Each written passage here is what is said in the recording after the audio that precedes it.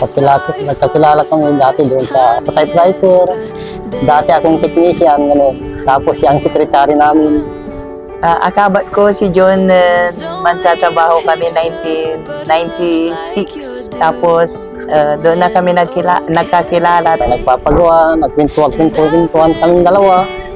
Hanggang sa nahulog na yung loob namin sa isa't isa. Nagustuhan ko sa kanya is masipag siya, tapos mabait. Yun tayo. Mabait siya. Lagi siyang nag-alala nung kwan. Tinatanong niya lagi kung kumain na ako, ganun.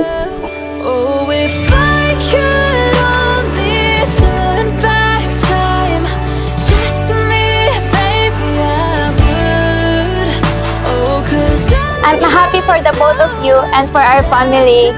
Of course, kahit na hindi ko to sinasabi sa inyo, I hope na ipaparamdam ko ito sa inyo. I love you, Mama and Papa. Hi Ma, hi Pa. Happy 25th silver wedding anniversary sa inyong dalawa. Ang wish ko sa inyong dalawa is more genuine happiness for the next 25 years and more. I-enjoy nyo lang tong araw na to. Mahal na mahal ko kayong dalawa. Love you!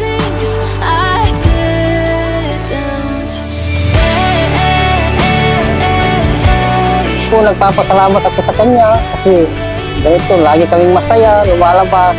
Ang ganong karakter niya trabaho walay time para sa sakitan sakay.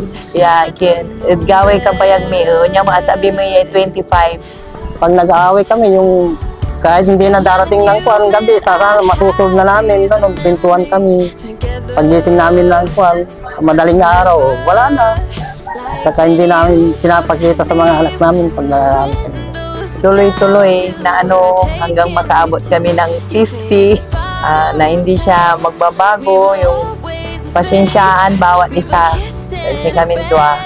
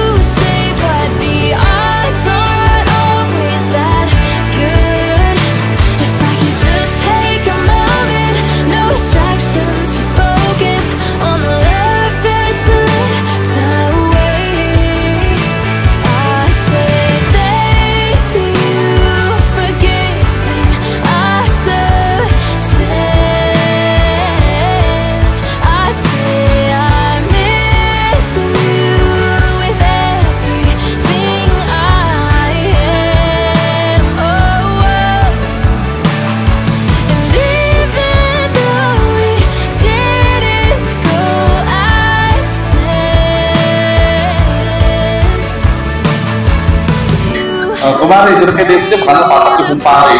Okay. Kumpare, hey, 10 seconds. You may now kiss your beloved wife, Gladys.